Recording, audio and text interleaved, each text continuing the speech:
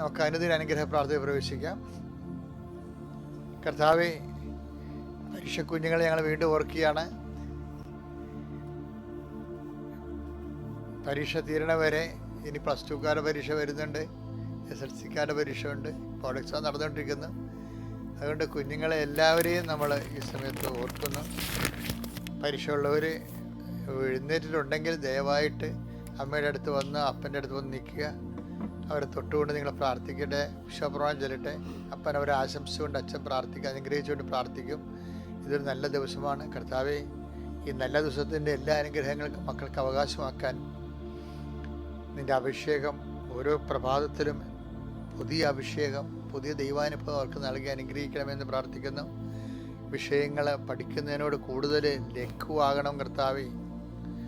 എൻ്റെ ഭാരം ലഘുവാണെന്ന് നീ പറഞ്ഞതിൽ അഭിഷേകം കിട്ടിയ പഠനത്തിന് മുന്നിൽ അഭിഷേകം കിട്ടിയാൽ എല്ലാ പാഠഭാഗങ്ങളും അവർക്ക് ലഘുവാകും ഈശോയെ.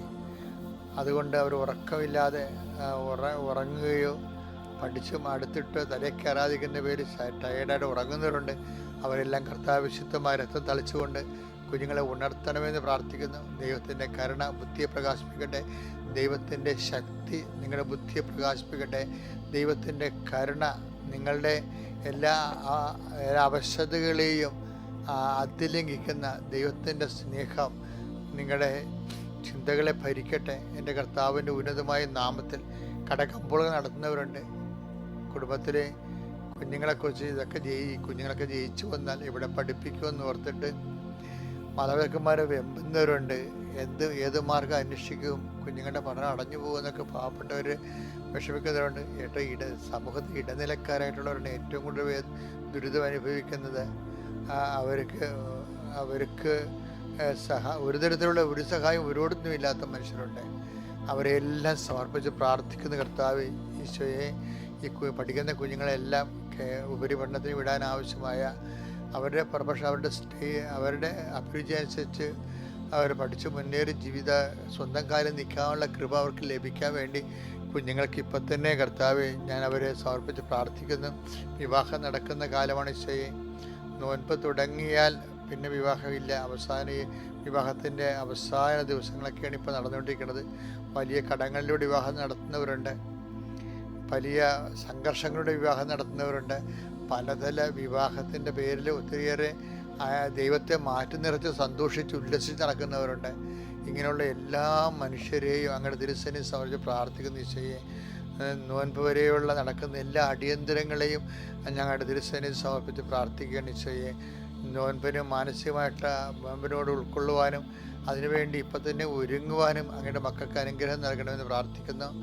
കർത്താവ്, ഫെബ്രുവരി മാർച്ച് 2, മാർച്ച് 3, 5 ഒക്കെ ആയിട്ടാണ് കർത്താവ് നോൻപുകൾ സഭകൾ ആരംഭിക്കുന്നത്. അവിടെയെല്ലാം കർത്താവ് നിൻ്റെ ചൈതന്യത്തിൽ ജീവിക്കാനുള്ള ആയിരങ്ങൾ ഒരുങ്ങിക്കൊണ്ടിരിക്കുന്ന ഒരു സമയമാണ് ഈശോയെ. അവരെല്ലാം അങ്ങ് പാകതയോടെ ഒരുക്കണമെന്ന് പ്രാർത്ഥിക്കുന്നു. അങ്ങേ തേടുന്ന കാലമാണ് നോൻപ് കാലം ഈശോയെ. അതെല്ലാം അനുസ്മരിച്ചുകൊണ്ട് തന്നെ ഇപ്പോഴും ഈ നോൻപിന് മുമ്പുള്ള എല്ലാ ദിവസങ്ങളെ സംബന്ധിച്ച് പ്രാർത്ഥിക്കുന്നു. അങ്ങനെ ഞങ്ങളുടെ മക്കൾ, പല കുടുംബങ്ങളും പണ്ട് ഭയങ്കര വിശുദ്ധിയോടും ഭയങ്കര പ്രാർത്ഥനയുന്ന കുടുംബങ്ങൾക്ക് ഇന്ന് പ്രാർത്ഥിക്കാൻ പോലും ആരുമില്ലാത്ത അനാഥമായി കുടുംബം പൂട്ടിയിട്ടിരിക്കുന്ന അവസ്ഥകളുണ്ട്. കേരളത്തിൽ 10,000-കണക്കിന് കുടുംബങ്ങൾ പൂട്ടിയിട്ടിരിക്കുന്ന ഈശോയെ. അതൊക്കെ വിറ്റുമാറ്റി കർത്താവെ, അവിടെയെല്ലാം അങ്ങയെ വെച്ച് ആരാധിച്ചിരുന്ന കുടുംബങ്ങൾ പോലും കർത്താവ് അന്യാധീനപ്പെട്ടു പോകാൻ പോകുന്ന കാഴ്ചയാണ് ഈശോയെ, ദുരന്ത കാഴ്ച. അതെല്ലാം കർത്താവ് ആ മേഖലയിൽ ആ വീട് വിട്ടുപോയവർക്ക് വിദേശത്തും വീടില്ലാതെ ഇരിക്കുന്ന അവസ്ഥയുമുണ്ട്.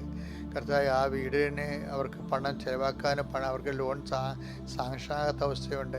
ലോൺ എടുത്തിട്ട് അവിടെയും കടം ഇവിടെയും കടമായിട്ട് ജീവിക്കുന്നവരുണ്ട് ഈശോയെ.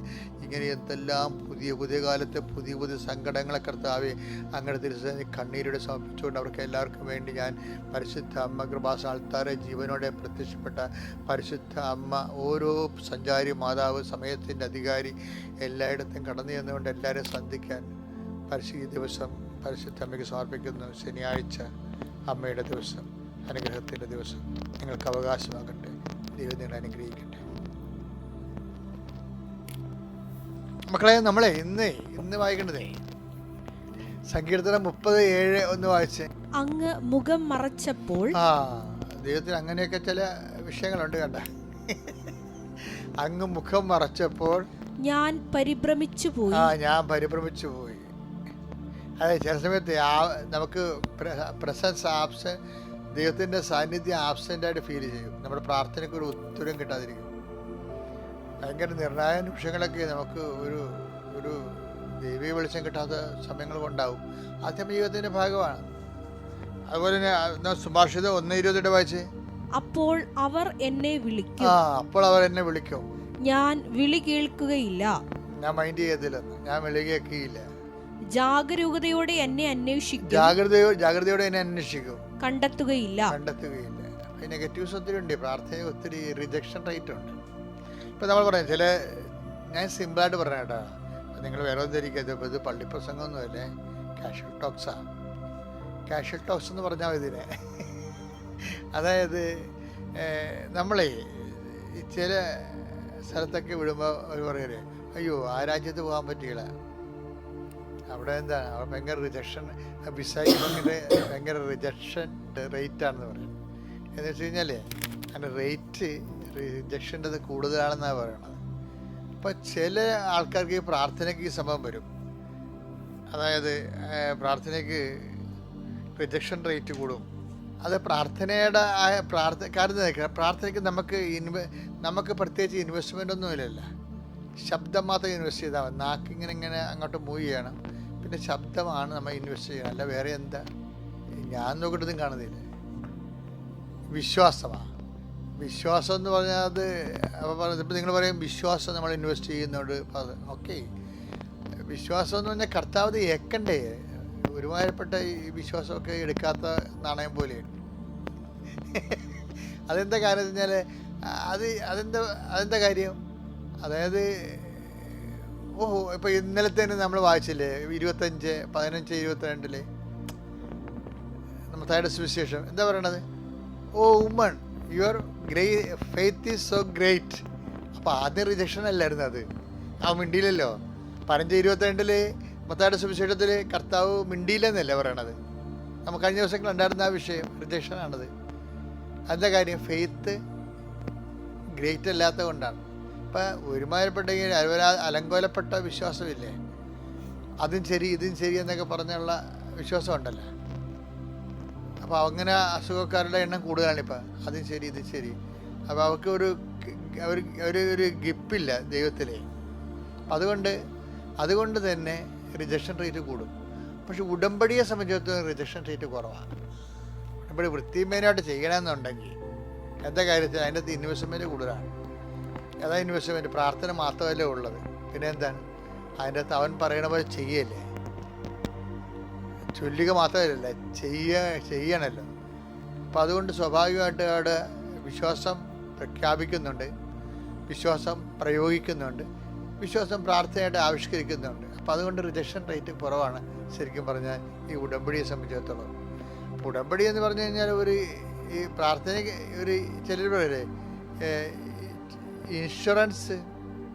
കഴിഞ്ഞ ദിവസങ്ങളിലൊക്കെ അങ്ങനെ ഉണ്ടായിരുന്നു ചില വിഷയത്തിൽ. ഇപ്പോൾ ഞാൻ കഴിഞ്ഞ ദിവസങ്ങളിലൊരു വീഡിയോ കണ്ടപ്പോഴേ അതിൻ്റെ അത് അജിയോപ്ലാസ്റ്റോ അല്ലെങ്കിൽ സ്റ്റെൻഡ് ഇടുന്ന ഹൃദയത്തിന്, അപ്പോൾ അതിനകത്ത് ഇൻഷുർ ചെയ്യുന്നവരുണ്ട്.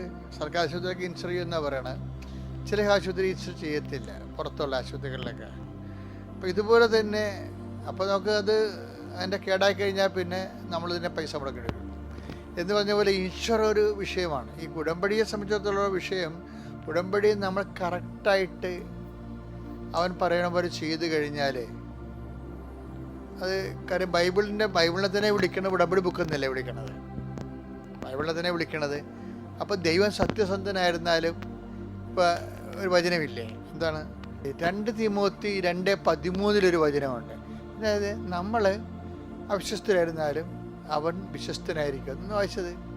നാം അവിശ്വസ്തരായിരുന്നാലും അവൻ വിശ്വസ്തനായിരിക്കും.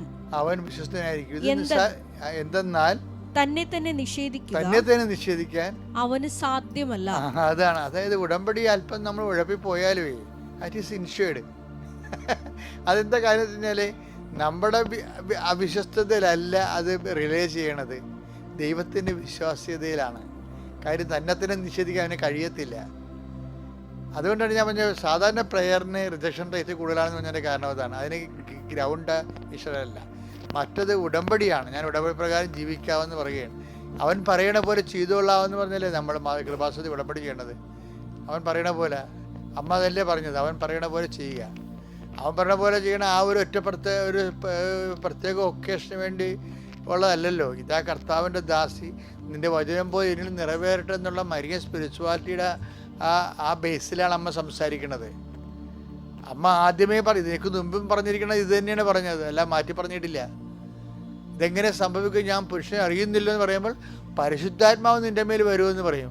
പരിശുദ്ധാത്മാവ് നിൻ്റെ മേൽ വരുന്നതിനെ കുറിച്ച് പറയുമ്പോൾ അമ്മ പറയണത് behold the handmaid of the Lord.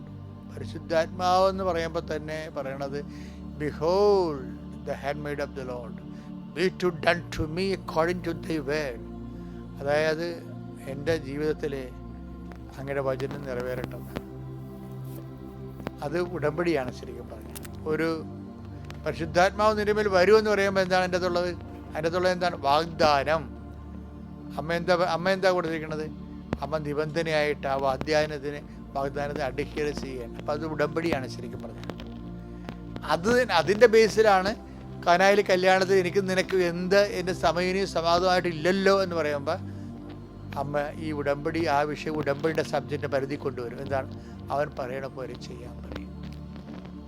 അവൻ പറയണ പോലെ ചെയ്തുകൊള്ളാവുന്നതാണല്ല പരിശുദ്ധയുടെ മാധ്യസ്ഥത നമ്മൾ ഈശോൻ്റെ അടുത്ത് കൃപാസനത്തിൽ ഉടമ്പടി ചെയ്യണത്. അപ്പോഴെന്ത് പറ്റും? അത് ഈശോടാണ് ശരിക്കും പറഞ്ഞാൽ. നമ്മൾ അവിശ്വസ്തരായിരുന്നാലും ദൈവം വിശ്വസ്തനായിരിക്കും. ഉടമ്പടി എടുത്തിട്ടുള്ളവർ പരമാവധി വിശ്വസ്തയോട് ജീവിച്ചുകൊണ്ട് അവരുടെ ദൈവതിരുസന്നിധിയിൽ അവർ വലിയൊരു ജീവിത രീതിയാണ് ഫോളോ ചെയ്യണത്. കഴിഞ്ഞ ദിവസങ്ങളിലെ സുബ്രാണിയുടെ സാക്ഷ്യം എനിക്ക് ഭയങ്കര ഇഷ്ടപ്പെട്ട സാക്ഷ്യമാണ്. സുബ്രാണിക്ക് 7 വർഷമായിട്ട് മക്കളില്ല. അവൾ ഹാമിൽട്ടണിൽ കാനഡയിൽ സെറ്റിൽഡാണ്. പക്ഷെ അവിടുത്തെ എല്ലാ സയൻറ്റിഫിക് ട്രീറ്റ്മെൻറ്റ് കഴിഞ്ഞിട്ട് മക്കളില്ല. പക്ഷെ സുബ്രാണിയുടെ ദൈവസ്നേഹം ഭയങ്കരമാണ്. എന്നെ പറയണമെന്ന് പറയും. അപ്പോൾ ഭർത്താവ് പറയണേ, നാട്ടിൽ പോകും, നമ്മൾ ഉടമ്പടി എടുക്കും. പക്ഷേ ഉടമ്പടി എടുത്തിട്ട് മക്കളെ കിട്ടിയില്ലെന്ന് വിചാരിച്ചുകൊണ്ട് നിങ്ങളുടെ വിശ്വാസത്തിൽ കുറവ് തോന്നരുത്. കാര്യം എന്താണ്? നമ്മൾ മക്കളെ കിട്ടാൻ വേണ്ടി അല്ല ഉടമ്പടി എടുക്കുന്നത്. ഉടമ്പടി എടുക്കുന്നത് ഉടമ്പടിയുടെ ജീവിതം നയിക്കാനാണെന്ന്. അയ്യോ, എന്നാ ഈ കാലത്തെ മനുഷ്യൻ്റെ ഒരു സാക്ഷരത! ഉടമ്പടി എടുത്തിരിക്കുന്നത് ഉടമ്പടിയുടെ ജീവിതം നയിക്കാനാണെന്ന്. അതൊരു സന്തോഷത്തോടെയാണ് ഉടമ്പടി ജീവിതത്തിലേക്ക് വരുന്നത്. ഉടമ്പടി ഒരു ജീവിത രീതിയാണ്. അതാത് ശരിക്കും സുവിശേഷപരമായിട്ട് വാഗ്ദാന പ്രകാരം ഈശോയുടെയാണ്.